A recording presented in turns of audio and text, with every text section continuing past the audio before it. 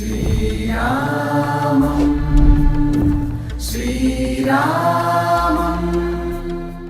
रामनाममे अमृतं रामचन्द्रुडि शाश्वतं रामनाममे अमृतं रामचन्द्रुडि शाश्वतं रामनाममे अमृतं रामचन्द्रुडि शाश्वतं रामचिलक स्वर అయోధ్యలో దర్శించుకోవాల్సినటువంటి ప్రాముఖ్యత ఉన్నటువంటి నగరాల గురించి మనం చూస్తున్నాము, తెలుసుకుంటున్నాము. అందులో భాగంగా ప్రస్తుతం మనం ఉన్నాము నాగేశ్వర్నాథ్ మందిరంలో. నాగేశ్వర్నాథ్ మందిరం అంటే ఇక్కడ నాగులకి అధిపతి అయినటువంటి ఈశ్వరుడి మందిరం. ఈ మందిరాన్ని కట్టింది రాముడి కుమారుడైనటువంటి కుశుడు. దీనికి సంబంధించి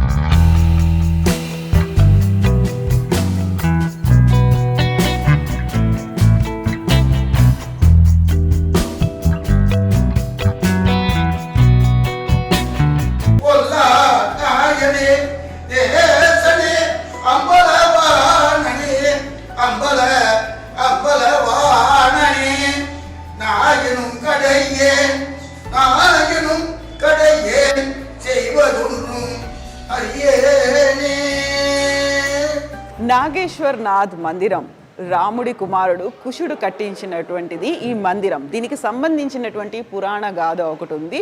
కుశుడు సమీపంలో ఉన్నటువంటి సరయూ నదిలో స్నానం చేస్తున్నప్పుడు తను పెట్టుకున్నటువంటి చేతి కంకణం ఒకటి నీటిలో కలిసిపోయింది. అది మిస్ అయిపోయింది. ఎంత వెతికినప్పటికీ అది దొరకలేదు. అయినప్పుడు అక్కడి నుంచి వెళ్ళిపోయాడు కుశుడు. అయితే ఒక నాగకన్య దాన్ని వెతికి తీసుకొని వచ్చి కుశుడికి ఇచ్చింది. ఆ అభిమానంతో, కృతజ్ఞతతో కుశుడు ఇక్కడ నాగనాథ్ ఆలయాన్ని కట్టించినట్టుగా చెప్తూ ఉంటారు. ఆ అభిమానంతో, అదే కృతజ్ఞతతో కట్టించారు కాబట్టి, నాగకన్య కాబట్టి ఆ నాగు పాములకి అధిపతి అయినటువంటి ఈశ్వరుడి గుడిని కట్టించినట్టుగా చెప్తుంటారు. అయితే ఈ గుడికి సంబంధించినటువంటి ఇంకొక విశిష్టత కూడా ఉంది.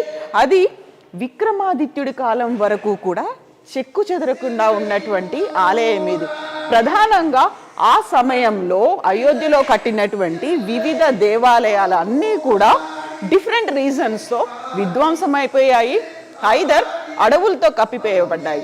అయితే ఈ మందిరం మాత్రమే అలాగే నిలబడింది. అన్ని ఆటుపోట్లని తట్టుకొని చెక్కు చెదరకుండా నిలబడ్డటువంటి దేవాలయం ఇది. ఇక ఆ తర్వాత 1750లో ఇక్కడ సఫ్దర్గంజ్ జమానాలో మంత్రిగా పనిచేస్తున్నటువంటి నవల్ రాయ్ దీన్ని మళ్ళీ దానికి సంబంధించినటువంటి రెనోవేషన్ వర్క్స్ చేశారని చెప్తుంటారు. ఓవరాల్గా దీనికి సంబంధించినటువంటి స్థల పురాణం ఏంటి మనం తెలుసుకుందాము.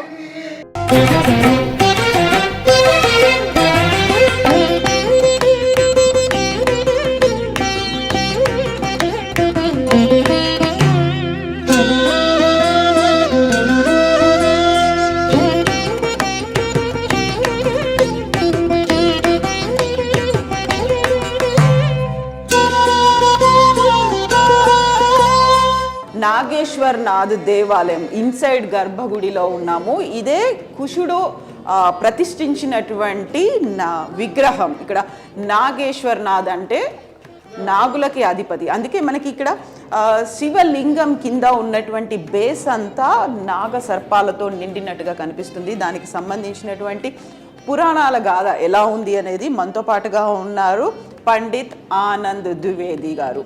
ఆనంద్ జీ, जय श्री राम। ओ नमः शिवाय। ओ नमः शिवाय। हाँ, इसके बारे में हम जानना चाहते हैं, पुराण गाथा क्या है इसके बारे में? मंदिर की स्थापना जो है श्री राम जी के जो कनिष्ठ पुत्र थे कुश जी महाराज, उनके समय पर हुई थी। एक बार क्या हुआ था कि जब राम जी अपने लोक को जाने लगे तो उन्होंने अपना राज्य जो है अपने जो भाई थे और अपने सारे पुत्रों में विभक्त कर दिया। तो कुश जी को जो है कुशावर्त राज्य मिला। वो वहाँ पर राज्य करते हुए जब इनको काफी समय बीत गया तो इनको मतलब ऐसा महसूस हुआ कि अब हमें एक बार अयोध्या चल करके, बहुत दिन हो गया है, अयोध्या दर्शन करना चाहिए, वहाँ सरयू जी में स्नान करना चाहिए। तो वो अयोध्या आए, उन्होंने सरयू जी में स्नान किया। तो सरयू जी में स्नान करते हुए उनके हाथ का कड़ा जो कंगन होता है, क्योंकि राजा लोग उस समय आभूषण धारण करते थे, तो कड़ा जो है वो सरयू जी में कहीं गिर गया। और नाग कन्या कुमुदनी जो है उस समय विहार कर रही थी सरयू जी में, उस कड़े को लेकर के और नागलोक को चली गई। तो जब कुश जी को ज्ञात हुआ कि मेरे हाथ में कड़ा नहीं है, तो उन्होंने ध्यान किया। उनको जब सारी कथा मालूम हुई कि नाग कन्या मेरे कड़े को लेकर चली गई, तो उनको बड़ा क्रोध हुआ। उन्होंने कहा नाग ने मेरे कड़े की चोरी की, इसलिए आज मैं पूरे नागलोक को भस्म कर दूंगा, जिससे कि भविष्य में कोई और इस तरीके का दुस्साहस ना कर सके, चोरी ना कर सके। तो उन्होंने बाण का संधान किया और लोगों को भस्म करने के लिए उद्यत हुए। तो नाग लोग बड़े घबरा गए। उन्होंने कहा अब हमारे प्राणों की रक्षा कैसे हो। तो जो कुमुदनी थी, उसके पिता नागराज कुमुद बहुत भगवान भोलेनाथ के बड़े अनन्य भक्त थे। तो उन्होंने कहा अब हमारे प्राणों की रक्षा सिर्फ हमारे भगवान भोलेनाथ ही कर सकते हैं। उन्होंने भगवान भोलेनाथ से प्रार्थना की, हे प्रभु किसी प्रकार से हमारे प्राणों की रक्षा करिए, किसी प्रकार से हमारे प्राणों की रक्षा कीजिए। भगवान भोलेनाथ प्रकट हुए, उन्होंने कुश जी के क्रोध को शांत कराया। कहा हे कुश जी, इस नागों को आप अभय दान प्रदान करें। ठीक है। तो कुश जी ने कहा महाराज इन्होंने तो हमारे कड़े की चोरी की है, इनको दंड तो कुछ मिलना चाहिए। तो भगवान भोलेनाथ ने कहा इस दंड स्वरूप आप इस कन्या का पाणी ग्रहण कर लीजिए, इसके साथ विवाह कर लीजिए, इसको भी दंड मिल जाएगा और जो है आगे से मतलब आपकी बात भी रह जाएगी। तो उन्होंने कहा ठीक है प्रभु, हम आपकी सारी बात स्वीकार करेंगे, लेकिन उस स्थिति में जब आप नित्य प्रति इस स्थान पर हमें दर्शन दिया करें।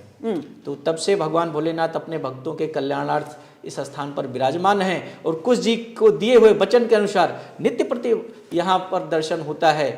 जो है नाग देखिए, चारों तरफ आप देखिए नागों के ऊपर वेष्टित हैं। तो नागों की रक्षा के लिए प्रकट हुए, इसलिए इनका नाम नागेश्वरनाथ। ఇప్పుడు మనం చెప్పుకున్నటువంటి స్టోరీకి ఇది ఇంకొక ఎక్స్టెన్షన్. అదేంటంటే తన కంకణం పోయింది, కుశుడి కంకణం పోయిన తర్వాత అది నాగకన్య కుముదినికి దొరికింది. ఆ కుముదిని ఆ కంకణాన్ని తీసుకొని నాగలోకానికి వెళ్ళింది. అయితే ఇదంతా ఇంటికి వెళ్ళిన తర్వాత, అంతఃపురానికి వెళ్ళిన తర్వాత కుశుడికి తెలిసింది తనకి చేతిలో ఉన్న కంకణం పోయిందని. ధ్యానంతో తెలుసుకుంటే కుముదిని దగ్గర ఉందని. అయితే అది తను కొట్టేసింది అనుకున్నారు, దొంగతనంగా తీసుకెళ్ళిపోయింది అనుకున్నారు. ఈ నేపథ్యంలోనే కుశుడు నాగలోకాన్ని అంతం చేద్దామనుకొని తన అస్త్రాన్ని ఎక్కుపెట్టాడు. అప్పుడు కుముదిని తండ్రి కుముద్ రియలైజ్ అవుతాడు విష్ణువుని, అలాగే శివుణ్ణి వేడుకుంటాడు. అప్పుడు శివుడు ప్రత్యక్షం అవుతాడు. శివుడు ప్రత్యక్షమై ఒకటి చెప్తాడు, ఇప్పుడు తను దొంగతనం చేయలేదు, అలా ఎత్తుకుపోలేదు, కాకపోతే జరిగింది ఇది అని చెప్పిన తర్వాత అప్పుడు ఏం చేయాలి, తన అస్త్రాన్ని మళ్ళీ ఎక్కుపెట్టారు కాబట్టి ఏం చేయాలి అనుకున్నప్పుడు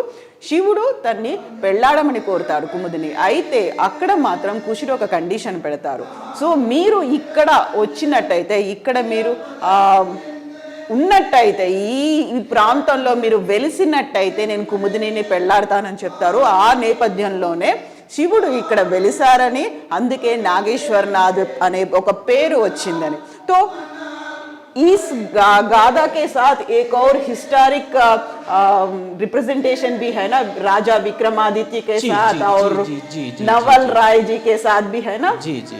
अब फिर कालांतर में जब अयोध्या फिर कितनी बार बसी और उजड़ी, तो एक बार क्या हुआ, राजा विक्रमादित्य जी विहार करते हुए सरयू तट पर विचरण कर रहे थे। उस समय अयोध्या बिल्कुल वीरान सी थी, यहाँ मतलब सब केवल सरयू जी का जल और जंगल ही हो गया था। तो वो विहार कर रहे थे सरयू जी पर, ऐसे आखेट करते हुए निकले। तो उन्होंने क्या देखा, एक घोड़े पर सवार एक व्यक्ति आ रहा है, बिल्कुल काले कलूटे स्वरूप में, बिल्कुल दैत्य स्वरूप, और वो आता है घोड़े से उतर करके जो है सरयू जी में स्नान करता है, और जब वहाँ से वापस आते हैं तो बिल्कुल देव स्वरूप हो जाते हैं। तो राजा विक्रमादित्य जी को बड़ा आश्चर्य हुआ। उन्होंने कहा प्रभु आप कौन हैं, और आप अभी जब आए थे आपका स्वरूप कुछ और था, इस समय आपका जो स्वरूप है कुछ और है। तो उन्होंने कहा हे राजन, मैं तीर्थराज प्रयाग हूँ, भक्तों के द्वारा छोड़े हुए पाप के प्रभाव से, क्योंकि भक्त बाहर से आते हैं, अपना जो भी पाप किए रहते हैं वो हमारे यहाँ आकर के हम स्नान करते हैं, उतर जाता है, उसके प्रभाव से मैं काला हो जाता हूँ। तो आज रामनवमी का दिन है, आज रामनवमी के दिन जो भी भक्त आकर के अयोध्या, ये अयोध्या है, यहाँ पर जो भी भक्त आज रामनवमी के दिन आकर के सरयू मैया में स्नान करते हैं, उनके सारे पाप जो है हट जाते हैं और वो पुनः अपने निर्मल गति को प्राप्त करते हैं। तो ये रेनोवेशन पुनर्निर्माण नवल राय जी किए हैं। फिर जो है विक्रमादित्य ने जी पूछा महाराज जी, अयोध्या आप कह रहे हैं कि ये अयोध्या स्थान है, यहाँ तो कुछ नहीं है, तो निर्जन है। उन्होंने कहा राजन आप यहाँ पर आप जाइए, आपको एक गौ माता मिलेंगी, वो गौ माता जिस जिस स्थान पर अपना दूध गिराती जाए वहाँ आप उत्खनन कराइए, वहाँ पे आपको मंदिर मिलेंगे और उनका आप पुनर्निर्माण कराइए। तो जो है उसी समय से जो उन्होंने फिर मंदिरों का पुनर्निर्माण कराया। आप ये देखिए मंदिर के चारों तरफ देख सकते हैं जैसे खंभे बने हुए हैं, 32 पुतलियां लगी हुई हैं। ये एक ही शिलापट पे बना हुआ गर्भगृह है भगवान का, ये सब कुछ जी शिला के? एक ही शिलाखंड पर बना हुआ है, कहीं पे कोई ज्वाइंट नहीं है, ओके। अलग से कोई पत्थर नहीं लगाया गया है। मूर्तियां भी उसी पत्थर में तराशी गई हैं, ये खंभे भी उसी पत्थर से तराशे गए हैं। इस प्रकार के उनके समय का, विक्रमादित्य जी के समय का अब केवल 2 मंदिर है, एक यहाँ पर है और एक श्री हनुमानगढ़ी जी पर है। वहाँ भी आप जाके देखिएगा, वहाँ का गर्भगृह भी बिल्कुल ऐसा ही है।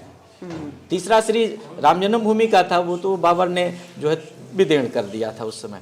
उसमें भी जो खुदाई उत्खनन में जो खंभे मिले हैं, जो मूर्तियां मिली हैं, वो बिल्कुल इसी प्रकार की हैं।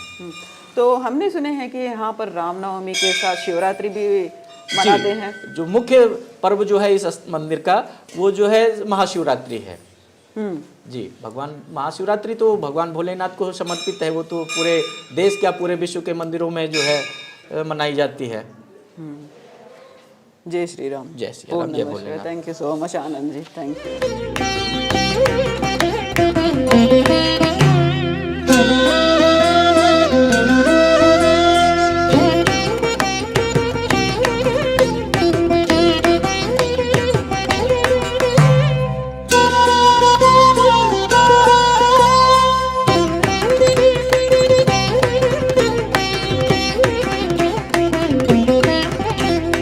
నాగేశ్వరనాథ్ దేవాలయానికి సంబంధించినటువంటి చరిత్ర. రాజా విక్రమాదిత్య కట్టించినటువంటి 3 దేవాలయాల్లో అయోధ్యలో ఉన్నటువంటి రామ మందిరం, ఆ తర్వాత ప్రస్తుతం మనం ఉన్నటువంటి నాగేశ్వరనాథ్ దేవాలయం, లక్ష్మణ్ గారి.